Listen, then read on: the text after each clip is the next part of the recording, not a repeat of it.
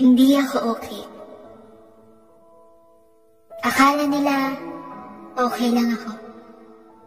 Pero hindi. Hindi yun totoo. Kaya ko ang bigyan ng halaga ang iba, pero itinuturing ko ang sarili kong walang kwenta.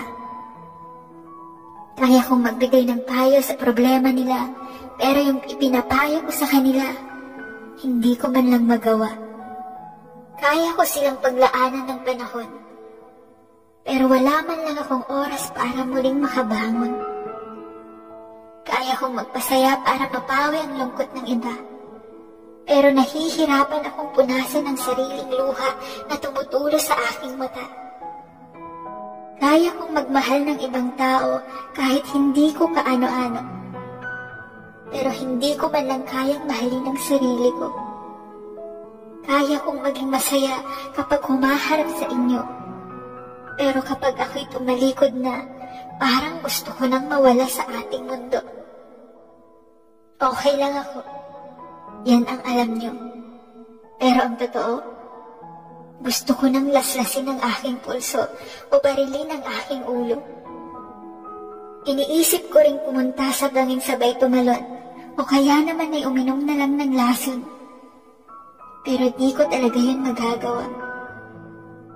Dahil alam kong hindi solusyon ang pagpapatiwakal para takasan ng problema. Pero teka, nandyan ako nung kailangan niyo ako. Pero nung nangangailangan ako ng makakausap, nasan kayo?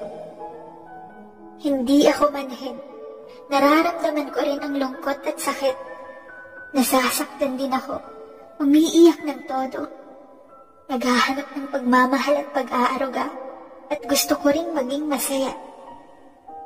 Pero paano ko naman yun mararanasan kung nakasentro ang buhay ko sa pagpapagaan ng inyong nararamdaman? Paano naman ako?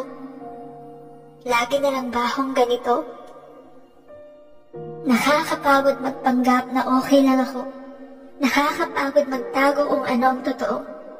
Nakakapagod magpasaya kahit hindi ka naman talaga masaya. Pero mas nakakapagod ang magtago sa likod ng maskara. Kaya balang araw, maghuhubad ako. Huhubarin ko lahat ng tumatakip sa huwad kong pagkatao. Magiging masaya rin ako, yung wala ng lungkot na itinatago. Hindi ko man ito kaya gawin sa ngayon, pero unti-unti kong kakayanin at muli akong babangon.